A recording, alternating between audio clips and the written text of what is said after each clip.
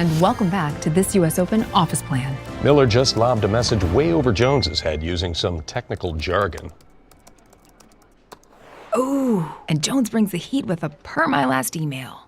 They need to start working together if they want to ace this project. Let's see if they can use Grammarly to their advantage.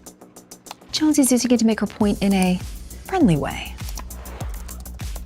And Miller is taking empathetic out for a spin. And this could be the tiebreak, Bill. Grammarly is an AI writing partner that helps you sound like the best version of yourself. And that's what we need to see here today. It's also super private, Jill. It keeps your data in your court. Oh, and now Miller's taking a technical doc and asking Grammarly to rewrite it. Just look at that. It's so much shorter and much easier to understand. And now she's serving it over to Jones in a blazing fast email. She tossed it up to Grammarly to get a quick first draft. What an angle. Let's see what makes the difference. It's love all, but does Jones feel it? Yes.